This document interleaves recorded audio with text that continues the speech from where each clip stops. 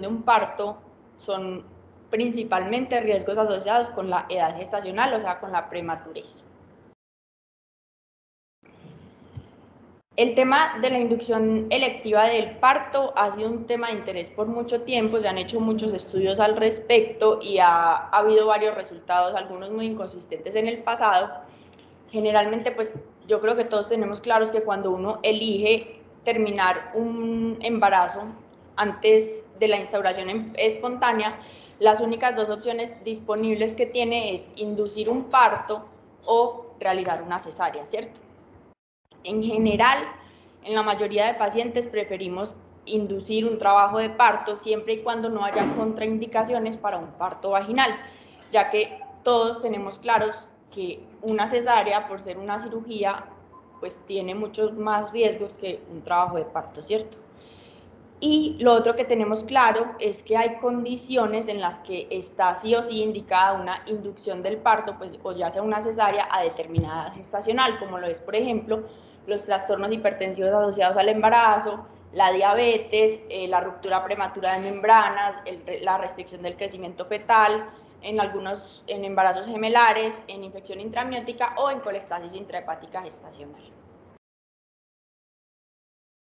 ¿Qué sabemos entonces de la epidemiología de la inducción del parto? Lo primero es que tenemos datos de Estados Unidos. En este país se sabe que la frecuencia de la inducción del parto es más o menos de un 31% en el 2020 y lo que se sabe es que ha aumentado más de 3 veces la frecuencia desde el 1990, cuando era más o menos un 9%.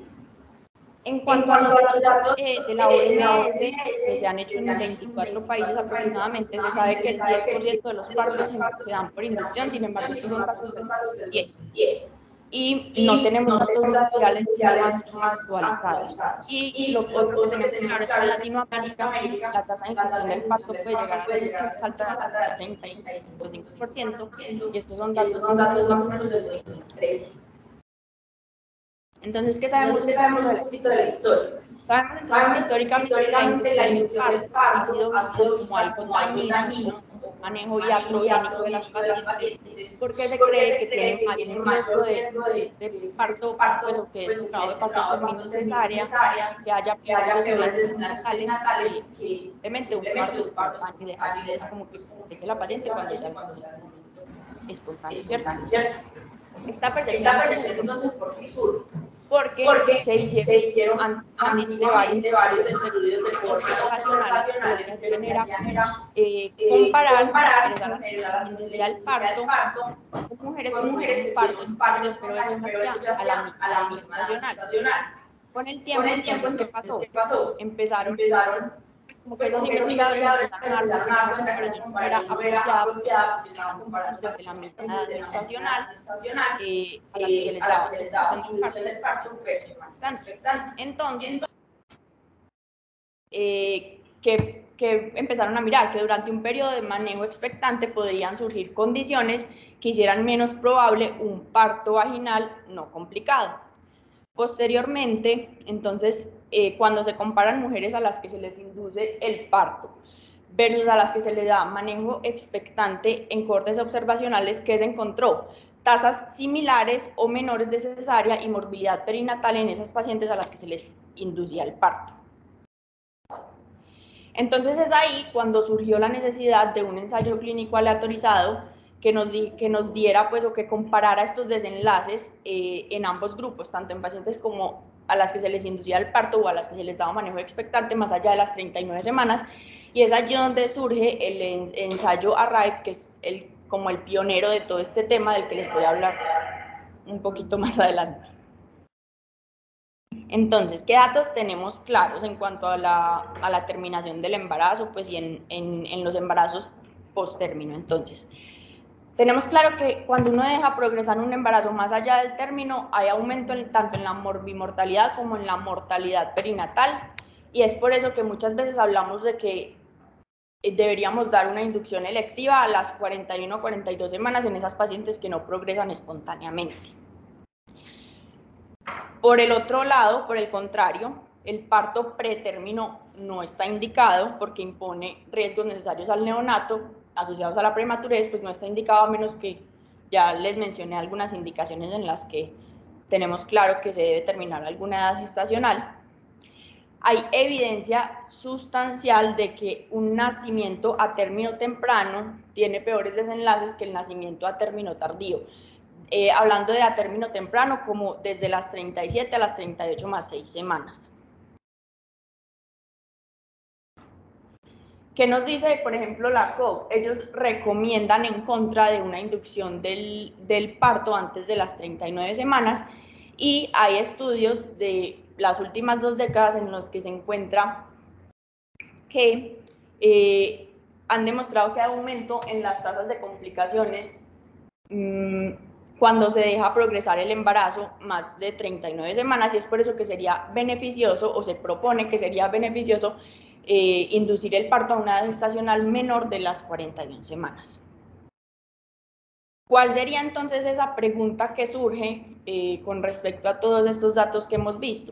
En esas mujeres que no tienen una indicación médica para inducir el parto, ¿hay alguna edad gestacional entre las 37 y las 41 más 6 semanas en la que los riesgos de continuar ese embarazo superen los riesgos maternos y neonatales o fetales de inducir el parto?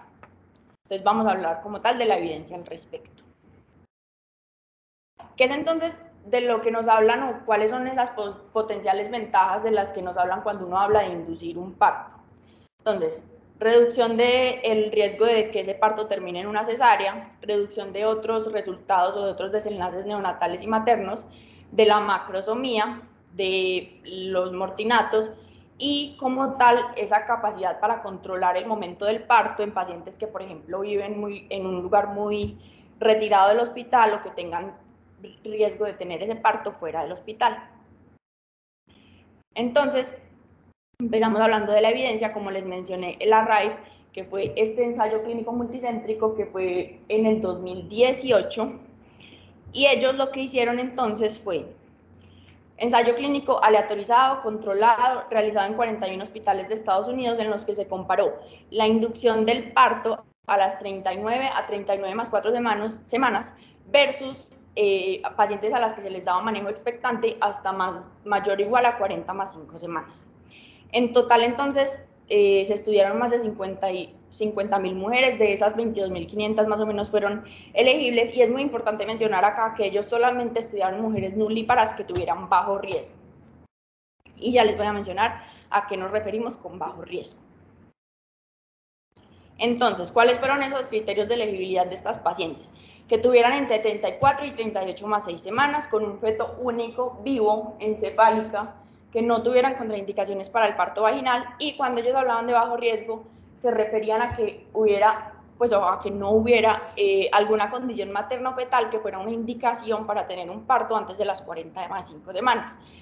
Lo otro que para ellos fue importante es que la edad gestacional fuera confiable. ¿Y qué consideraron confiable? Entonces, que si la paciente tenía una fecha de la última menstruación confiable y fuera consistente con una ecografía de menos de 21 semanas, o que si la fecha de la última menstruación era incierta, pero la ecografía se hubiera realizado antes de las 14 semanas. Ellos entonces al inicio del estudio evaluaron todo esto y posteriormente evaluaron nuevamente a las pacientes entre las 38 y 38 más 6 semanas para garantizar que no surgieran nuevas condiciones que fueran indicaciones, pues, para terminar el embarazo en ese momento. ¿Cuáles fueron entonces como tal los desenlaces? El desenlace primario fue un desenlace compuesto de muerte perinatal o complicaciones neonatales graves, y hubo varios desenlaces secundarios, pero el principal fue el parto por cesárea. Entonces, ¿qué consideraron ellos como complicaciones neonatales? Entonces, muerte perinatal, que requiriera soporte ventilatorio, que el Apgar fuera menos de 3 a los 5 minutos, que tuviera una encefalopatía, convulsión, infecciones, síndrome de aspiración de meconio, trauma al nacer, hemorragia intracraneal, o que el bebé presentara hipotensión que requiriera soporte vasopresor después del parto, pues del nacimiento. Entonces, en cuanto al desenlace primario, le voy a poner suma a esto. Entonces, ¿qué se encontró?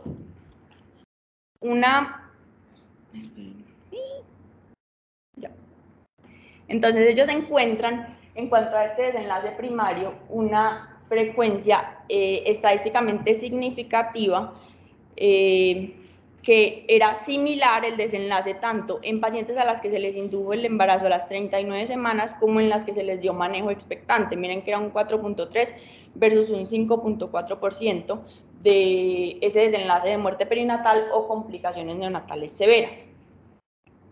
Y en cuanto a la necesidad de soporte ventilatorio, se encontró que en esas pacientes a las que se les dio inducción del parto hubo un menor riesgo de necesidad del soporte ventilatorio versus a las pacientes que se les dio manejo expectante.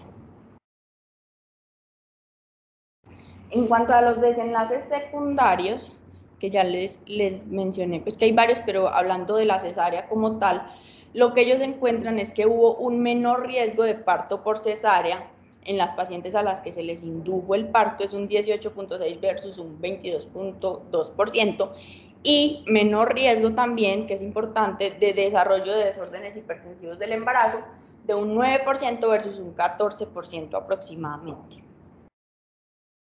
¿Qué otros resultados encontraron ellos en este estudio? Entonces, ellos, en cuanto a desenlaces secundarios, también evaluaron dos escalas como importantes, que eran una que es esta, la escala de la agencia del parto, que habla más o menos de las expectativas o de la sensación de control de su propio parto de la paciente. Es una escala un poquito subjetiva, pero ellos también la evaluaron, y también escalas de dolor durante el trabajo de parto.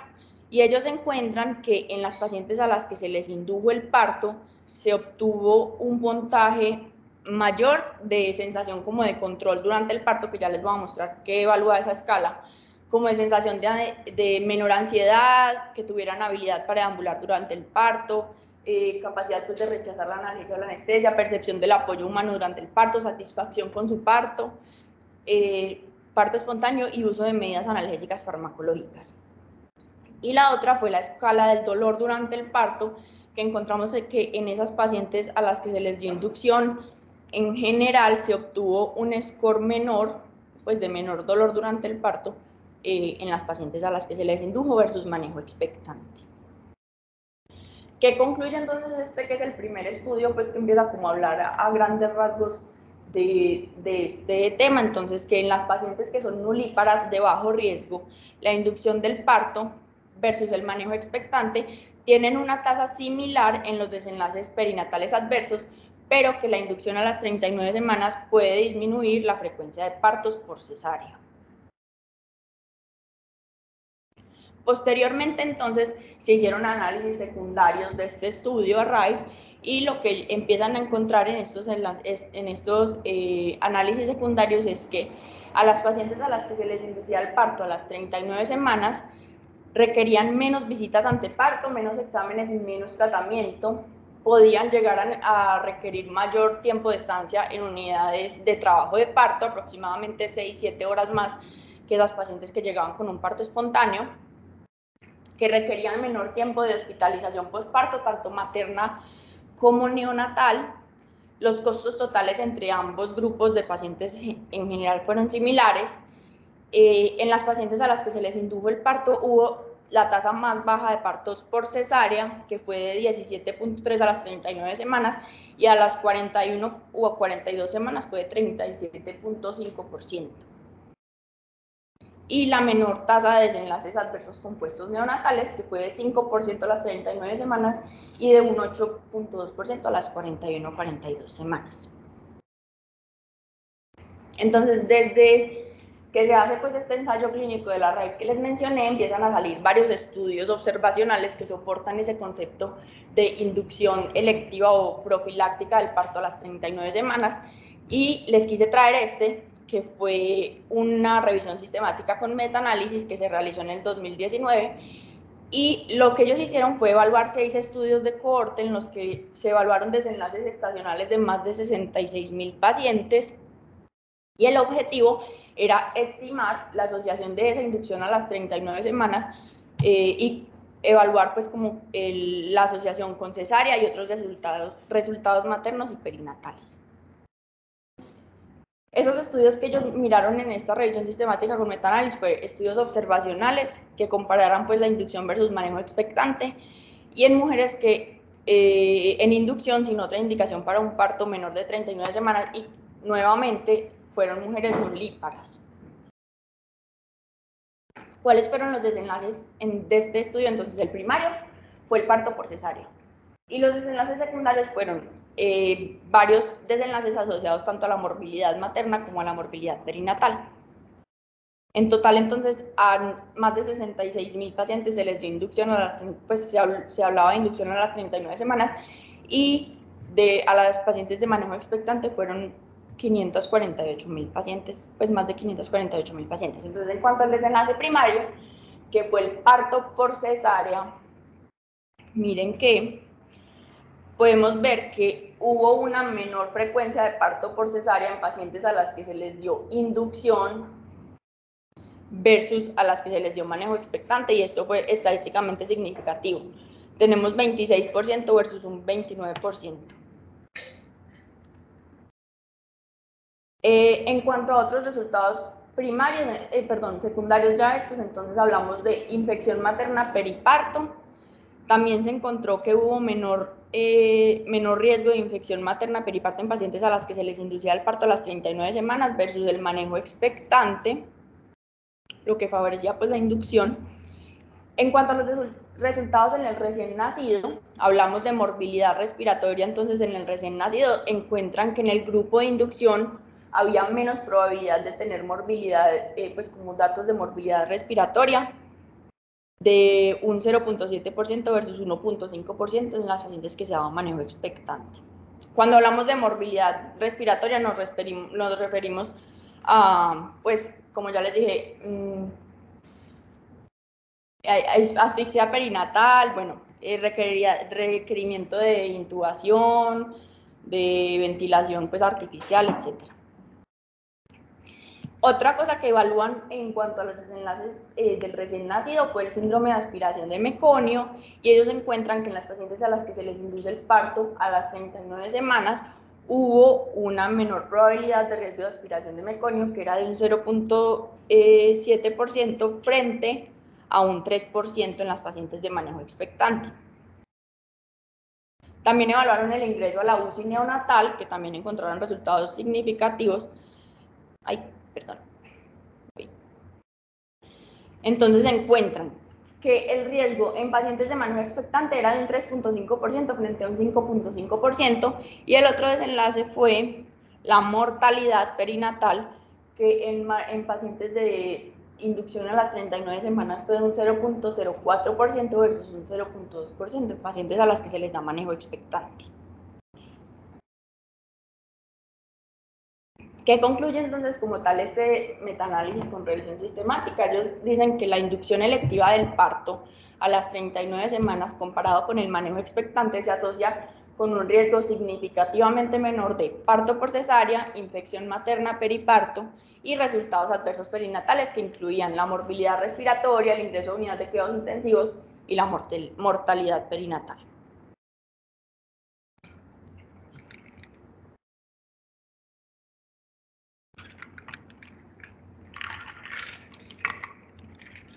Entonces,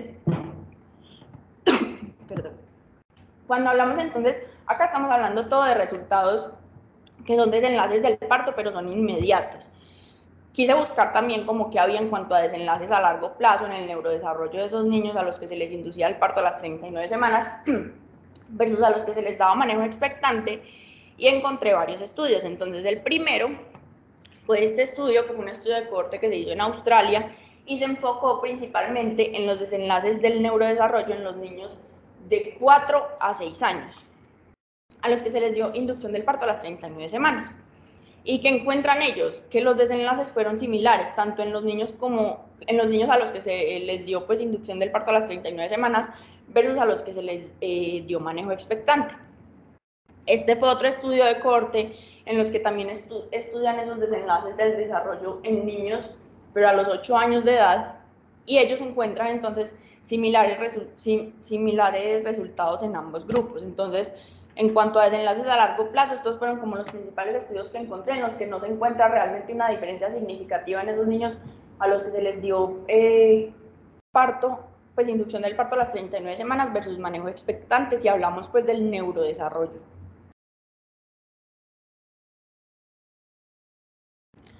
Ahora entonces vamos a mirar un poquito qué nos dicen como las sociedades científicas o los grupos científicos en cuanto a la inducción electiva o profiláctica del parto a las 39 semanas. Primero entonces vamos a hablar de qué dice el Colegio Americano. Ellos entonces empiezan a publicar, cuando sale el estudio Arrive, entonces ellos empiezan a mencionar, pues y empiezan a publicar varias cosas en el 2018, entre ellas entonces les voy a resumir las recomendaciones. ¿Qué dicen entonces? Ellos concluyen que es razonable ofrecer una inducción profiláctica del parto a las 39 semanas a esas pacientes que son primigestantes de bajo riesgo, porque son como tal los criterios de los que habla el Arrive. Sin embargo, deberíamos tener en cuenta entonces las preferencias de la paciente, la evidencia actual pues en el momento en el que vamos a tomar esa decisión y los recursos disponibles que yo tenga en mi lugar de trabajo. Lo otro que es importante es tener en cuenta que un criterio de elegibilidad de la RAIF era que esos embarazos estuvieran bien fechados y que ellos también hacen una recomendación en cuanto a que mientras no haya ninguna complicación, un trabajo de parto podría durar más de 24 horas, especialmente si es una paciente nulípara, y que uno podría considerar dar oxitocina durante 12 a 18 horas después de una ruptura de membrana antes de considerar que eso fue una inducción fallida. Ellos hacen esta aclaración como para evitar como para evitar que todas esas inducciones del parto terminen en una cesárea que no sea pues como necesaria en el momento. Otra cosa importante que ellos mencionan es que la ansiedad materna o la incomodidad de la materna relacionada con el embarazo normal, la distancia entre el lugar donde ella vive y el hospital, o que haya tenido un embarazo previo con distocia de hombro, no son como tal indicaciones apropiadas para inducir un parto a término temprano, o sea, entre las 37 y 38 más 6 semanas, pero podrían ser razones razonables o apropiadas para elegir una inducción a las 39 o más semanas de gestación. La otra sociedad científica importante es la Sociedad de Medicina Materno-Fetal, entonces ellos también hacen como una declaración en cuanto a esa inducción electiva del parto a las 39 semanas, y lo que dicen es que es razonable ofrecer esa inducción profiláctica en pacientes nulíparas de bajo riesgo y que deberían como tal cumplir con esos criterios de elegibilidad del ensayo Arrive, que como ya dijimos es que eran nulíparas, que la gestacional estuviera bien fechada y fuera confiable y que no hubiera complicaciones médicas ni obstétricas que fueran una indicación para inducir un parto pues a determinada edad gestacional. Lo otro que ellos recomiendan como tal, que es importante que lo tengamos en cuenta, es que se deberían realizar más estudios para medir el impacto de esta práctica en distintos entornos, porque obviamente no va a ser lo mismo esta práctica en un hospital de cuarto nivel versus en un hospital de primero o segundo nivel, ¿cierto? Entonces es importante tenerlo en cuenta. Hasta ahora yo solo les he hablado de mujeres nulíparas porque son como se habían hecho los estudios previamente, ¿cierto? Pero entonces, ¿qué pasa con esas mujeres multíparas? No se han hecho a gran escala muchos estudios en esas pacientes que han tenido partos vaginales previos, sin embargo hay algunos estudios observacionales que han comparado a estas pacientes a las que se les induce a las 39 semanas versus a las que se le dan manejo expectante, y ya les voy a mostrar esos estudios, pero en general los resultados son muy similares a la RAIF, pues. Entonces este fue un estudio de cohorte retrospectivo en el que se incluyeron más o menos 3.700 pacientes multíparas de bajo riesgo, que se hizo desde el 2014 al 2018, entonces ese objetivo fue el mismo de la RAIF, comparar los resultados maternos y perinatales en las pacientes a las que se les inducía a las 39 versus manejo expectante, y ya les voy a mostrar entonces estos resultados. ¿Qué encuentran ellos entonces? Que esas pacientes a las que se les indujo el parto a las 39 semanas se asociaron con una disminución de la frecuencia de la morbilidad compuesta perinatal, ya les voy a hacer zoom, versus a las que se les dio manejo expectante. Cuando hablamos de esa morbilidad compuesta perinatal, hablamos de muerte, requerimiento de soporte ventilatorio, un Apgar menor de 3 a los 5 minutos o una distocia de hombros. Y en cuanto a los desenlaces secundarios, se encontró que hubo menor frecuencia de partos por cesárea en esas mujeres a las que se les indujo el parto a las 39 semanas versus a las que se les daba manejo expectante. Concluyen entonces que esa inducción del trabajo de parto en multíparas de bajo riesgo se asocia con disminución de la morbilidad perinatal y menor frecuencia de parto por cesárea en comparación con mujeres a las que se les da manejo expectante. Este fue otro estudio de corte retrospectivo que se usó pues datos de entre enero del 2012 y diciembre del 2017 en 20 hospitales de Estados Unidos y evaluó tanto pacientes nulíparas como multíparas. No se enfocó solamente en multíparas, sino que evaluó nulíparas y multíparas, pero en los desenlaces las separa, entonces ya les voy pues como a mostrar. Entonces, en cuanto a los desenlaces, lo que encontramos es que en esas pacientes nulíparas, tanto en pacientes nulíparas como en pacientes multíparas, la inducción del parto a las 39 semanas se asoció con un menor riesgo de desórdenes hipertensivos del embarazo cuando se comparaba con pacientes a las que se les daba manejo expectante. Otra cosa importante a tener en cuenta acá, que no lo señalé, pero se los voy a mostrar, es que en este estudio específicamente, en pacientes nulíparas, encontraron que esa inducción electiva a las 39 semanas se asoció con mayores tasas de parto instrumentado que en pacientes a las que se les daba manejo expectante, y ese resultado también fue significativo. Y en cuanto al parto por cesárea, encontramos que en pacientes nulíparas la inducción a las 39 semanas se asociaba con menos probabilidad de un parto que terminara en cesárea comparado con manejo expectante, y en multíparas las tasas de cesárea fueron similares, en ambos grupos de estudio, pues no fue una diferencia significativa. Esto entonces es como la evidencia que tenemos hasta el momento. ¿Qué recomendaciones entonces tendríamos? O sea, como que cuando uno va a inducir un parto a las 39 semanas debería tener en cuenta varias cosas. Ya les mencioné que la paciente sea de bajo riesgo, que no tenga ninguna indicación médica o obstétrica para inducir un parto antes de las 39 semanas. La evidencia, como el mayor rango de evidencia está en pacientes nulíparas, pero como vemos también hay algunos estudios observacionales que se han hecho en pacientes multíparas, y tener en cuenta que uno durante la inducción de un trabajo de parto debería realizar varias cosas para evitar que esa inducción del parto termine en una cesárea. Entonces, ¿cuáles son esas recomendaciones para reducir el riesgo de cesárea en esas pacientes a las que les vamos a inducir el parto? Se ha encontrado entonces que el monitoreo fetal con auscultación intermitente puede reducir hasta un 39% o puede tener hasta 39% menos probabilidades de terminar en una cesárea comparado con a las pacientes a las que les hacemos monitoreo fetal continuo. Otras medidas que han demostrado que pueden como reducir ese riesgo de que termine una cesárea es caminar durante el trabajo de parto, mantener a la paciente hidratada. Lo otro es que podríamos tener en cuenta como una lista de verificación para tener en cuenta durante las pacientes en el trabajo, pues en las pacientes durante el trabajo de parto. Entonces sería hacer una evaluación exhaustiva del estado materno y fetal antes de iniciar la inducción, confirmar que no haya contraindicaciones para el trabajo de parto o para un parto vaginal, revisar cuáles datos utilizamos para estimar esa edad gestacional y esa fecha de parto y si son confiables o no, determinar la presentación fetal, siempre básico, muy importante, obviamente. Estimar el peso fetal y tener en cuenta los riesgos asociados con un peso al nacer, ya sea pequeño o grande para la edad gestacional.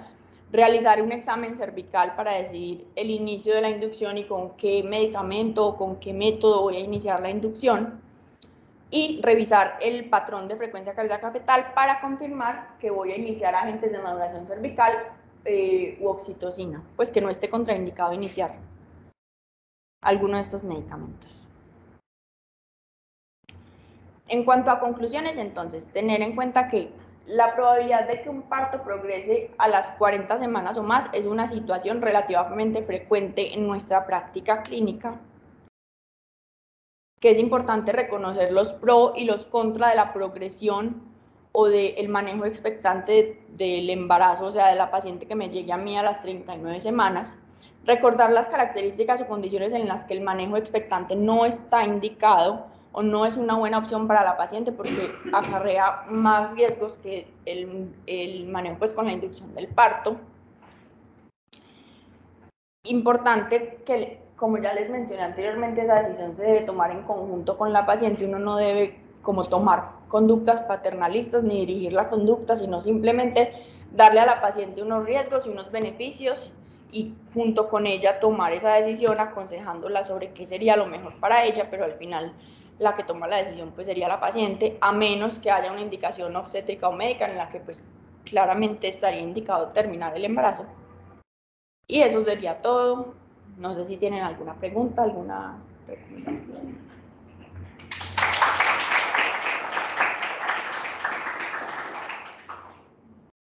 Gracias, doctora, por tu presentación.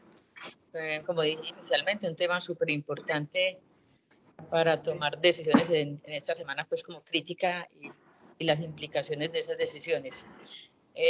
Sí, yo pienso que le demos primero la palabra a tu asesora, al doctor Arturo, que nos está acompañando virtual. Hola, muy buenos días para todos. Qué bueno que están hoy pues, los profesores que pueden asistir al salón y los que virtual, los residentes nuevos, bienvenidos. Sé que se van a divertir mucho en estos 3 años.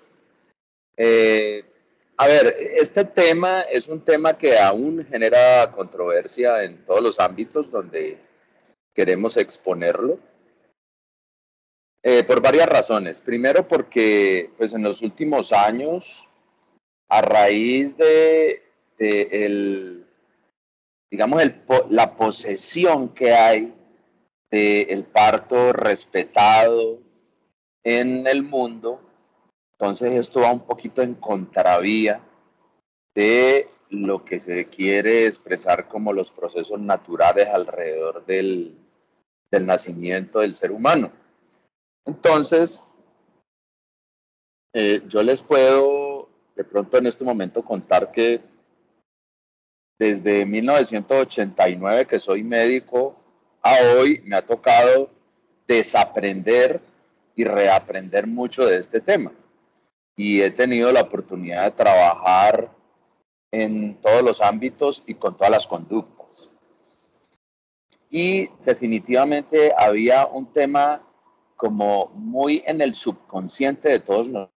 Cuando hablo de todos nosotros, somos quienes estamos alrededor de la obstetricia, la medicina materno-fetal, la perinatología, y es, a ver, pareciera que las señoras que tienen los trabajos de parto en ese lapso de tiempo entre 39 y 40, como que es mejor todos los resultados, pero no había como algo contundente. Yo pienso que la literatura que en algún momento tuvimos la oportunidad de compartir con Mariana y que ella también hizo después una super búsqueda, porque yo les puedo decir que yo aporté por ahí un granito de arena, yo le puse a ella como la inquietud algún día en la consulta y Mariana se ha fajado con una cantidad de literatura que yo incluso ni conocía, en la que definitivamente pienso que hay suficiente muestra de pacientes, hay trabajos de investigación que metodológicamente han estado bien realizados, en los que pues, yo pienso que la tendencia que hemos tenido muchas personas en el mundo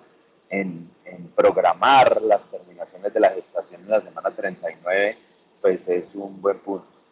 Ahora, hay cosas que sí me gusta decir aquí en lo siguiente. Muchos colegas nos dicen, pero es que si yo coloco una paciente en maduración cervical e inducción a las 39 semanas, entonces yo tengo que cuidar la paciente 2 días, 3 días, porque en esos trabajos de investigación que mostró Mariana, sí es muy claro que los criterios de maduración cervical y los criterios de inducción fallida se cumplen. Y cuando uno tiene claro que es una inducción fallida y que es una maduración cervical, pues sabe que son pacientes que algunas de ellas logran realmente, después de que se empieza un proceso de maduración cervical, entrar a trabajo de parto, a veces a las 24 o 48 horas. Y eso en algunos colegas pues es algo inaudito porque pues no tienen, digamos, la infraestructura para poder cuidar a una paciente así. Ahora, eso es muy importante tener presente que esto se preconiza para la medicina institucional, aunque ya hay muchos colegas, ya hay muchas personas que están practicándolo y lo pueden hacer con los nuevos métodos de maduración cervical. Estaba hablando de misoprostol, dinoprostona, estaba hablando de la misma maduración mecánica del cuello con sonda Foley, que tiene muy buena aceptabilidad en todo el mundo. Entonces, pues mucha gente está entrando digamos, en este tema. Entonces, solamente para contarles que pues la literatura realmente pienso que es muy buena al respecto, es una conducta que se puede tomar y que pues obviamente va a haber críticos, eso es una realidad y como todo en medicina, pero yo pienso que hoy por hoy hay suficientes argumentos para uno poder escoger las pacientes, tomar esta conducta y poder disminuir pues toda la morbimortalidad que se asocia a dejar que se produzcan los procesos espontáneos después de las 40 semanas. Lo otro es que pues Mariana ha hecho esta presentación fabulosa, o sea, nos llevó contándonos un cuento de los que contaba Gabriel García Márquez y uno logra entenderlo muy bien y yo pienso que es un tema que genera buena controversia y que se puede estudiar de una forma agradable. No tenía como más para decir, no sé Adriana si haya alguno de los compañeros que quiera expresar algo, si hay preguntas al respecto.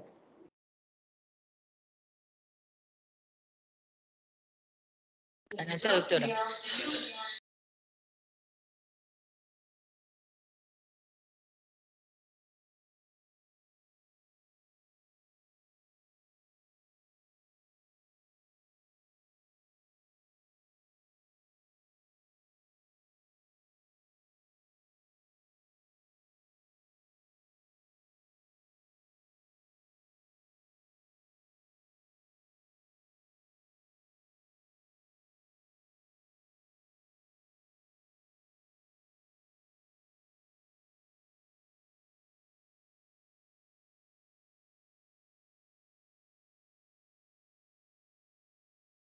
Muchas gracias, doctora. Bueno, hay varios profesores, tanto virtuales como presenciales, y muchos manejan un volumen importante de pacientes de obstetricia sencillas y muy complejas. No sé si alguno quiere hacer algún aporte adicional de los profes. Sí, bueno, no. Por favor, ponen en audio a la doctora que puedan escuchar. Bueno, pero ¿Sí se escucha? pasamos Bueno.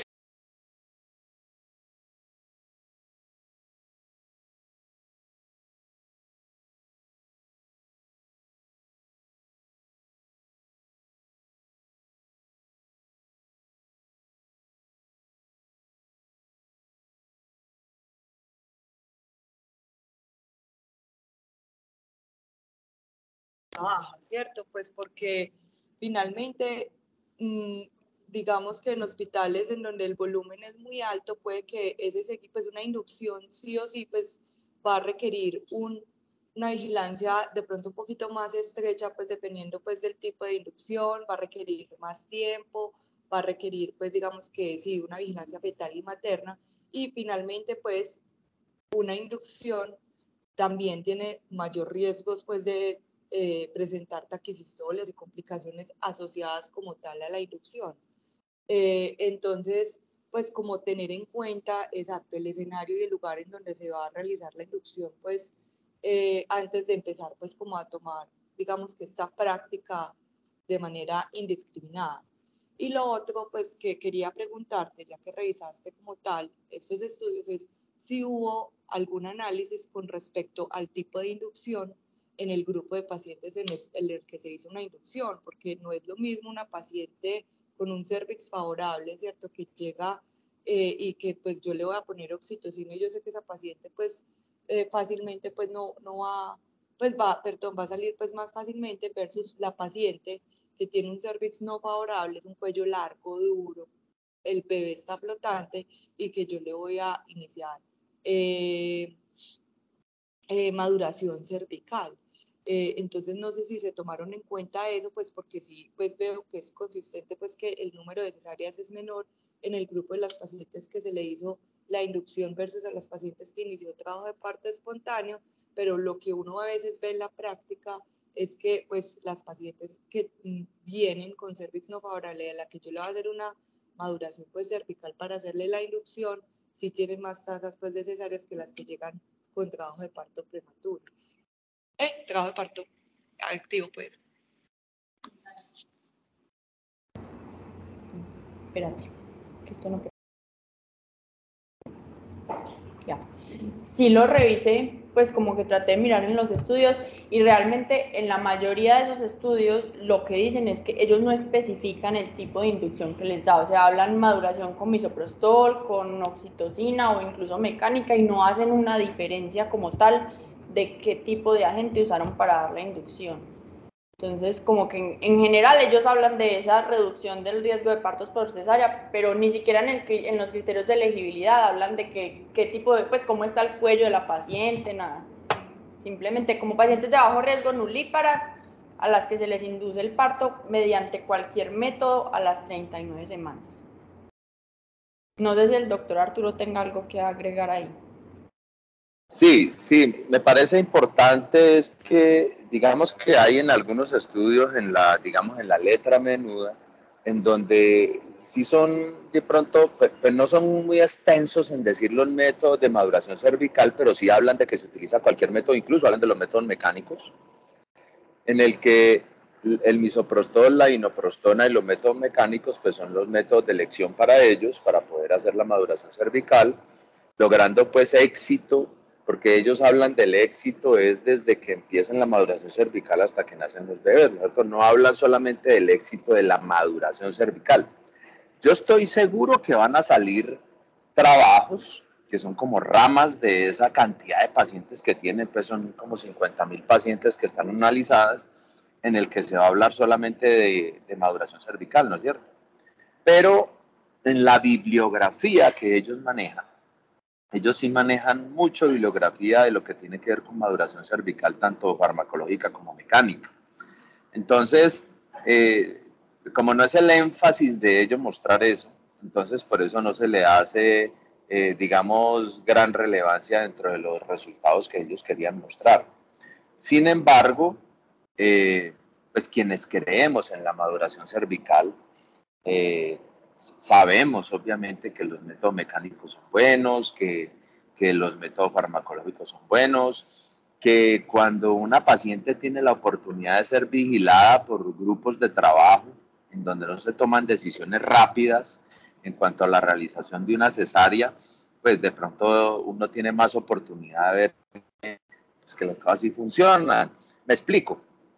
No es lo mismo que llegue algún día la doctora Mariana cuando sea ginecobstetra y diga yo le aplico a una paciente misoprostol a las 6 de la mañana del sábado y voy cada 6 horas a la clínica a aplicarle el misoprostol y luego al otro día miro a ver cómo le va con la oxitocina, porque digamos que en general lo que uno sabe es que cuando un obstetra se encarga de una paciente, casi siempre las pacientes en lo que uno ve, pues en algunas veces en la práctica es que les empiezan cualquier medicamento por la mañana y a las 5 de la tarde ya hablan de inducción fallida, de maduración cervical fallida, se programa para una cesárea y termina cesárea.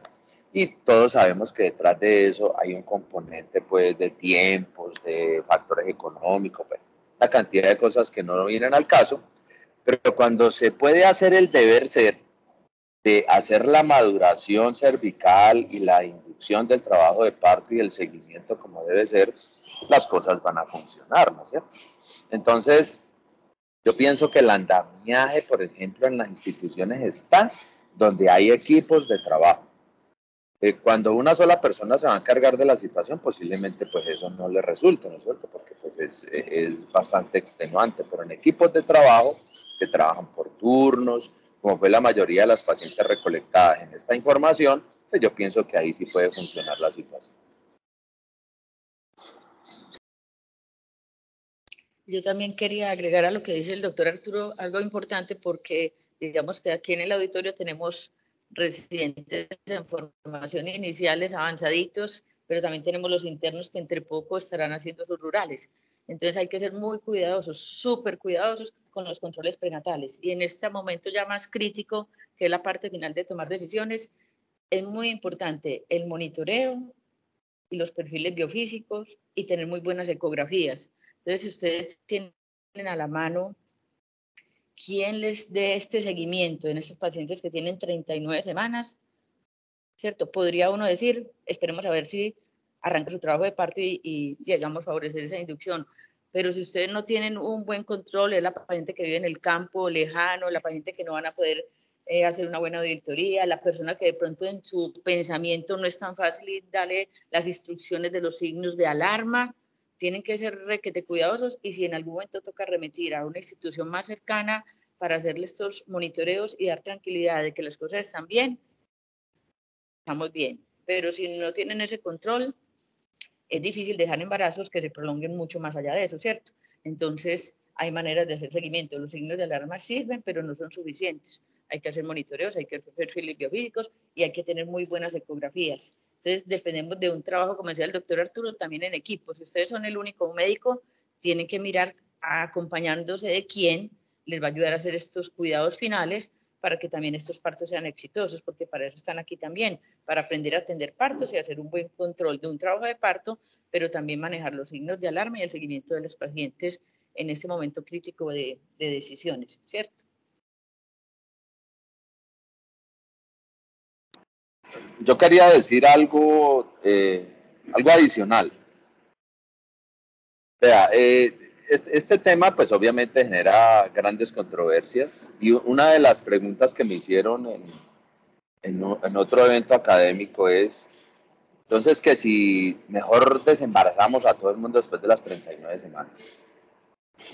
Vea, yo pienso que este tipo de conocimiento que empieza a aparecer en la medicina tiene que generar es algunos signos de alarma que son importantes. Entonces, por ejemplo, cada vez tenemos mujeres por encima de 38 años embarazadas. Entonces, el solo hecho de tener 38 años, ¿no es cierto?, ya genera que cuando usted mira las curvas de morbimortalidad perinatal y mujeres mayores de 38 años sin patologías, ya hay una diferencia significativa cuando ese embarazo llega a las 40 semanas y más. Entonces, si yo sé que tengo pacientes de 27 años, índice de masa corporal normal, un control prenatal espectacular, no le pasó nada durante el embarazo, que si yo quiero esperar entonces a que haga su proceso hasta las 40 semanas y 6 días, porque después de la 41, pues en lo personal sí me parece que no debe seguir un embarazo, pero bueno, en caso de que yo quiera esperar hasta allá, pues digamos que uno tiene pues bastante chance de poder decir que la probabilidad de que un bebé vaya a tener problemas en una paciente que tiene cero riesgos, ¿no es cierto?, de los que he mencionado, pues digamos que uno puede irse esperando a que la paciente haga su trabajo de parto espontáneo. Pero también es importante tener presente que si yo tengo una paciente que tiene, por ejemplo, esa característica, la de materna, otra característica, obesidad. Entonces, por ejemplo, ¿cuál es el porcentaje de obesidad de la población colombiana hoy de las grandes ciudades? Pues estoy hablando de las ciudades como Cali, Medellín, Bogotá, Barranquilla, en donde ya todos sabemos que el porcentaje de sobrepeso y obesidad de la población femenina es por encima del 52%.